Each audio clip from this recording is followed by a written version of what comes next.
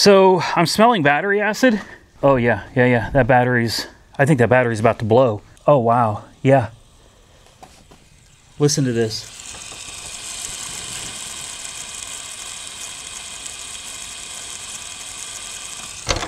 Oh my goodness. What is going on, ladies and gentlemen? Welcome back to Auto Auction Rebuilds. Today, we're back with the 2015 ecoboost Ford Mustang. This thing has been sitting on my lift for far too long, and today I'm hoping that we can get a few things resolved. Number one, the convertible top does not work. I've got a code for a motor that controls the top. Motor A, it's the primary motor for the top, and it controls communication to motor B.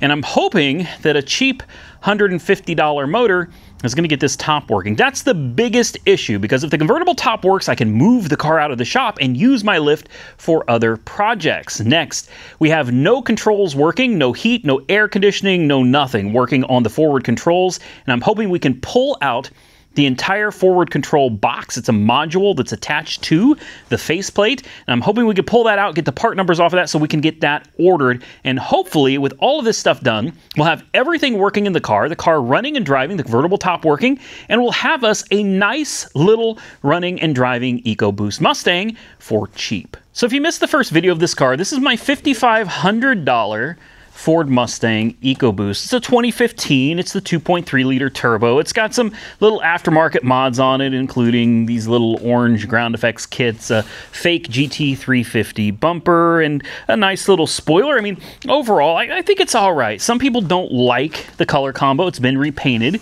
It is black and orange now. It used to be kind of a ruby red. I actually like the paint scheme. I like the orange. I think it makes it stand out a little bit. It looks different. You got some carbon fiber. I'm sure it's all fake back here.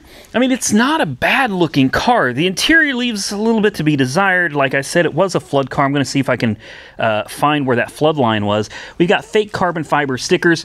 Here's the forward controls that don't work. Basically, everything up there does not function. Heat, air conditioning, ventilated seats, I'm sure aren't going to work. Heated seats, probably not going to work.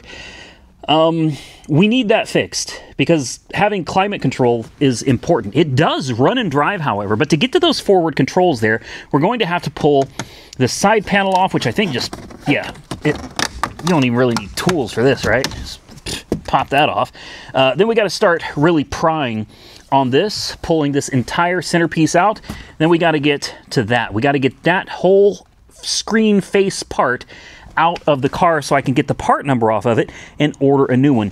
Also, we need to get this back seat out. I honestly don't know how. I guess you got to get the top seat out too, right? Hopefully this just pulls. Oh, somebody's already been. Is it a clip? Hold on. Is there a button, or there's some kind of a tab there? It's hard to see. Anyway, yeah, we're gonna have to. This side's out, the other side is not. We're gonna have to try to get that out. Battery's dead, and I'd like to get it fired back up and running in this video. Come on, what do you think the chances are this side just gonna? Oh no, no. All right, oop, that didn't sound good. Come on, pop out. Lovely. So I got to find that tab. We got to pop that out because we got to get behind here, which means all this stuff just, well, this is nice. Just pops out, guys. I think, right? Oh, we've got a connector here. I should know this because all of this stuff was disconnected when I got the car. I ended up installing it all back into the car so that I could later come back and uninstall all of it. Oh, somebody's already been in here. Somebody's already been here because all this stuff is loose. Everything in here is loose. Where's the motor? Supposedly the motor just sits like... Wait, I think I see it. Uh-oh. That does not look easy to get to. So, I'm smelling battery acid. What is happening over here? Oh my. The battery's smoking. Oh, good Lord. Oh, yeah. That battery's... I think that battery's about to blow. Oh, my goodness. Okay. We should not be around the battery. I need to step out. I've been smelling sulfur for a while now. I left the car running, trying to bring that battery back to life. And I noticed I started smelling sulfur. And then I looked up and I saw just a plume of smoke coming from the battery. I'm going to try to stand behind this hood. I'm going to put you guys up there. Maybe you guys can see it. Oh, wow. Yeah. Listen to this.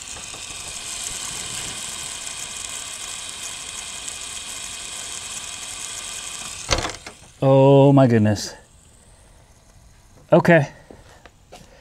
I've never had this happen before, so I'm not quite sure what to do, other than I know batteries can explode, and I need to stay away from it.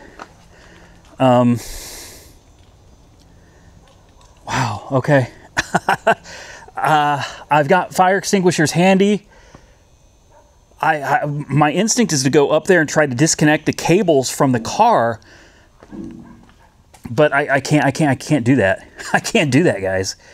If that thing explodes, it's over. So I think what I'm going to do is I'm going to let it sit there and cool down. I'm going to leave it alone. I'm going to open this other door. Try to ventilate the sulfur smell out of this building. I can't believe I've been sitting here breathing it this whole time. And I'm going to turn on this fan. Just... Sorry, guys. This is no joke. Like, you couldn't make this kind of stuff up. You know what I mean? That fan will hopefully blow that toxic smoke away from me, because I'm still back here working. Why me, man? Oh wow, she's still smoking. Yeah, she's smoking like crazy. I'm gonna go out on a limb here and say that battery's bad. I've never had one do that. So if you have any idea why a battery would start smoking and crackling, sizzling, please let me know down in the comments below. This is news to me. So here's what I've done. As you can see, I've gutted the back seat. The whole back of the car has been gutted, guys. Turns out we have multiple problems going on back here. Number one, this is an old motor right here. Okay. And the motor used to attach right, come on, right there. Where you see those holes, that's where the motor used to attach. So I've got a motor here. I've got a motor here. I've got another motor over there. Now, I've taken both of the motors out of this car, and as soon as I replaced one, you guys want to take a guess what happened? Do you want to guess? We got this code right here. Lost communication with movable roof control module B.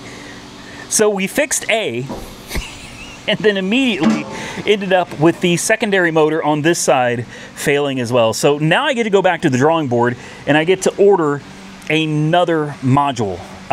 Both of them look like they've been underwater. Both of them are in bad shape. Replacing one isn't going to help. But here's what I can do.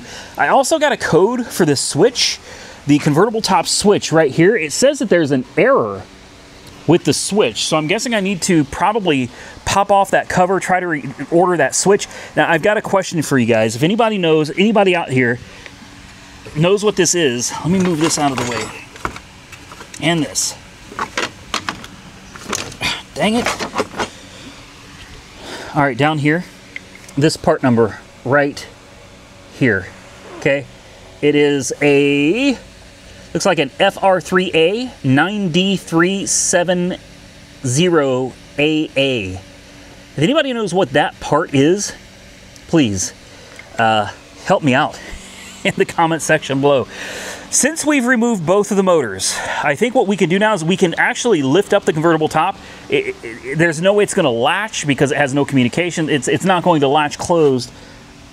Or maybe we can we manually latch it? Now that we've taken the motors out, the top should close, correct? Hold on, let me set you guys up and let's see if we can't get this top to close without the motors. All right, let's give it a try. Let me get my tools out of here. This may just work, guys.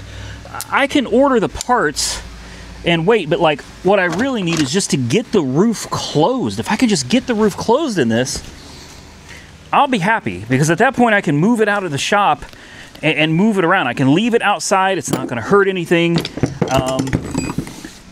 I'm tempted just to replace all these little modules that are back here that could have potentially been underwater. I'm very tempted. Okay, I got the tools out. I think I've got all of my motors out. Let's take this one out too. I'll take these motors out, sit them on the back. They're all the same part number. Come over here and take this motor out too. Sit it on the back and replace everything. All right, here we go. Let's see if we can climb in here without destroying anything. And can we just, come on. There we go, there we go, there we go. Yes, that's all I needed, man. That's all I needed, was just to be able to close this top. Come on. How's the convertible top? Ooh, she's been down a long time. Okay. Hey, we're making progress, guys. I will take it. Hey guys, would you look at that? What do you think? I did something I shouldn't have done. I know I shouldn't have done it, but I came over here and I took that battery out. I ran. See all like the acid that was spraying out of it? I'm gonna have to come over here, clean that up, probably with some rubbing alcohol. I didn't want that thing risking blowing up my car. So the battery is sitting, it's sitting out there. You know what I'm gonna do? I'm gonna close the door in case it explodes. There we go. We'll just leave it like that. Now, convertible top is up. No, it's not fixed properly, but at least now the car can be moved out of the shop. I don't have to worry about it getting wet anymore. I can take more time with it, order the parts that I need for it. It worked. I need to order this switch right here because it kept saying that there was an error with the switch. So I got to figure out, I don't know if oh, don't tell me you've got to take the whole freaking trim panel off, right? Surely not. No way. No way. Just to get to this? This should just pop off, right? So you can open it manually now. This is, okay, so this is kind of nice. Listen, hear me out. It's a big if, but if we cannot get the convertible top working, and I'm going to do my best, I'm going to order all the parts that I think we need to do it. I'm going to put it together. I'm going to try to fix this right. But if we can't, if this is not something that's going to come back to life again, I mean, it's not that hard for one person just to, you see what I mean? You can open and close the top on this manually. You put all the pieces back in with no motors, and you just open and close it on your own. It's not that big of a deal, man. The top's actually it's in pretty damn good shape. Look at it. Nice glass window. Window tint needs to be redone, but you can tell it's been down for a long time. I'm obviously going to leave it closed. We can get the windows up on this. I've got about 1 billion batteries in here. I could put another battery in it. This is not too bad. The only downside is I need to get that switch. And I'm not quite sure. Oh, well, see what I mean? Look how easy that is. I did that one-handed, guys. I need to get this cover off, I guess, or this clamshell. I don't even know. I need to get to this switch because I was getting a code for the switch failing. I just got to figure out. I know there's a screw here, and there's a screw up here, and did this clamshell just like pop in half? I don't know. I can't believe you can't just pop this off. You know what I mean? That's that's quite disappointing. Well, I put in some work, and I got my finger pretty good with a pick. Be very careful when working on these things. The crazy thing is, I had gloves. I had gloves in the car. I had gloves on my hands, and then I was having trouble getting to some of the wiring back here. So I took the gloves off, and I used a pick, a 90-degree pick right here, this bad boy. And you know, I was in there just gripping. I guess I was with my left hand, and I was in here with this hand trying to pull the wires out. And I'll be damned, man, if that pick didn't just come out and get me. Anyway, here's what the interior looks like now. With the, it's a lot, man. This is, let's get this off the dash. This piece is garbage. You can see somebody clearly just didn't care about this. They tore it up something fierce. This is heavy. It's actually a pretty heavy piece right here. I'm going to need to find this. Is there a part number? I can probably just look this up. It's an S550 bezel, you know, aluminum. I honestly don't care what color the new bezel is because anything is going to look better than this beat to hell POS. So here's what we got. I got the 3 motors. I got to go order another motor. I took out, this is the piece, the forward control module that is not responding. I don't see anywhere that looks like water got to this. Look at these connectors. They're clean. Everything in here is very clean. I don't think water got up to here. So this must have been failing from the beginning, or we got a problem elsewhere. Here's the part number that I'm going to be looking for this one. All right, next, I'm tempted because here's the thing. If water got into any of these components, it could kill the CAN bus system, and it could cause all kinds of other problems throughout the system. I don't know how much this is going to cost. I think this is a, what is this, Sync 2? I think it's an older, much older version of Sync, but I just dropped something. Anyway, you can see the connectors back here also very clean. Nothing looks like it's gotten underwater. With that said, though, the convertible top was left down for God knows how long, and the convertible top was left down through a hurricane. So these things could have gotten wet. I just don't know if they did. Here's the CD player. There's the Ford part number for that as well. Hopefully none of this stuff is super expensive because honestly, it's just a, you know, factory stereo system, factory screen and head unit, factory CD player, and then the factory front piece for this that's got the heated and cooled seats, the climate control, the premium package, push to start, all that good stuff. This is the electrical cleaner I'm going to be using, the BW100. This is good stuff. I'll use this before putting any electronics back together. But for now, I've got to go order parts, another motor. I mean, I know that motor is like $150, $160. I'm sure these pieces are probably a couple $100, maybe a little bit more. This part's probably like $150. So I'm getting ready to, and then this center part right here, I'm certain I'm getting ready to drop a fair chunk of change on this car. If I can find the rear speakers, rear factory, just stock OEM speakers, I want to try to grab those too. Because they're completely destroyed from the salt water. Put some back speakers in it. I'd also need to put some front ones in. For now, I'm not worried about taking any of this apart yet. Right now, I'm just worried about let's get all of this back together because it is, guys, it's a disaster in this car. It's bad. We've got a lot of work to do to get this car cleaned up. Let's not forget, I got to get the seats out. Thankfully, this one started working on its own. Forward and backwards, up and down, works on this seat, but I still need to get the seat out. I need to clean all the connections under there, and I also want to put some lube on the tracks just to help bring it back to life. That seat over there goes up and down. It tries to go forward and back, but it just won't. I think we can break that one loose too, and hopefully get it straightened out. Now, there's so much going on in this car. As you can see, everything up here is torn apart too for the switch. Getting that switch out was, I'm not gonna lie, that was, it was kind of ridiculous, the amount of work that had to go into getting the overhead switch out of the console for this. This was crazy work, guys. This is pretty much one entire assembly right here. So I'm sure I could get the switch, which sits right here separately, although again, look at the connectors. I don't see any sign that any water got in here, but that's not to say that it hasn't rained in here and somehow messed up a module or something, or killed the switch. So I'm going to go ahead and try to find, let me see if I can find the part number. Sorry guys, I just bumped into the mic. I think that's the part number. If I could get it.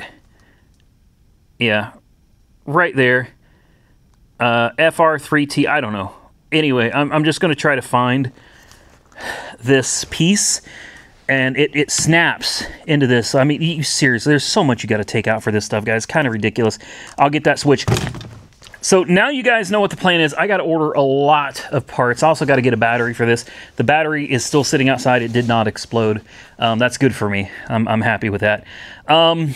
So here's my plan. I am going to try to get everything working on this car that I can. I want the car to be in good working condition. I want the power top to work like it's supposed to. I want the radio and the screens and all the buttons to work. Obviously, climate control is important. I want the seats to work properly. And I honestly think we can get it there, guys. But here's the thing. I'm not going to fight this top too awful much. I'm going to buy another motor. I'll have $300 in two used motors on this car. Okay, if that fixes the top and then the switch, I got to buy the switch. If those things fix the top, great, I'm happy. If it turns out that we're still having problems or wiring problems, guys, it's just not that big of a deal. The convertible top works manually. It's not that big a deal to open and close it manually. If that's what it comes down to, you know, that's what it's going to be. The electric top is not necessary. The fact is we can now open and close the top. It's going to work close to as intended, at least for keeping the water out of the car. Although the windows work, we get all this stuff figured out, guys, and I think we're going to have a pretty decent car here with, you know, 100 and something thousand miles. Not too bad. It's going to be a lot of work putting all of this back together, without a doubt. We got a mess on our hands here. But here's the other thing. Look at the connectors here. There's no corrosion. I mean, nowhere. There's no sign that water came up and damaged any of this. I mean, nothing. There are no connectors with any visible damage down here. With that said, I do see plenty of rust, so I don't know. All I can do is order the parts and try to put it back together. This centerpiece here, if you're ever working on one of these, guys, literally open the glove box, grab onto it, and just rip it out. There's clips, little clips, I mean, everywhere, all up and down this thing. Just grab it, and I mean, wear some gloves. I highly recommend you wear gloves. Grab it and just rip. I mean, pull really hard. It's going to sound like you broke it. All right, it's going to make horrible crack. It's fine. It's fine. It's just the clips releasing, and there's a lot of... It looks worse than it is, guys. I know the car looks like a hot mess, but I mean, most of this is literally just plastic pieces with plastic clips. It's not that big a deal to take stuff apart and put it back together again. So hopefully we'll come back in another video. Monkey Wrench Mike just told me he's coming over tomorrow, and he's going to be doing some work out here, which is awesome. Maybe I'll come out here and try to do some work, help him out a little, and maybe he can help me. With that, I think it's going to be it for the Mustang today. You guys seem to really like this car. I think it's a cool car. I'm not quite sure if I feel like the price is good on this one. I don't know if I mentioned it earlier, but I ended up winning the bid on this for $5,500. It cost me like $1,500 to ship it. So, you know, there's $7 grand. I think total into this car I've got right now, after auction fees and shipping, and we haven't even gotten into all these parts yet, right? I'm pretty sure I'm into this car for, I'd say right around $7,500, maybe $7,800. So, yeah, that leaves me sitting here kind of scratching my head, because we still have quite a few parts to buy. We don't have this car like on the road, ready to go and fixed yet. It's getting there, but I think it's going to need a little bit more money spent on it first. You guys tell me if you think like $75 out the door so far is a good deal for 103,000? It's on the window there. 103,455 mile 2015 Mustang EcoBoost. It does run great. It drives great. I mean, it absolutely gets up and down the road just fine. We have no clue if any climate control stuff works, because it's never worked. We got a long way to go with her, guys. But with that said, she's come a long way since she's gotten here. With that, I think we're going to call this video a wrap. It's late. I got to get home and edit all these videos for you guys. So I sincerely hope you enjoyed the video of the 2015 Mustang. If you did, do me a favor, hit the thumbs up button, and definitely drop your comments below and tell me what your thoughts are on what's going on with this car. If you have any ideas on anything that I've shown you in this car, definitely drop your comments below and let me know. Consider subscribing to the channel if you haven't already subscribed. And until next time, stay safe out there, everybody. I look forward to seeing you all again very soon in the next one.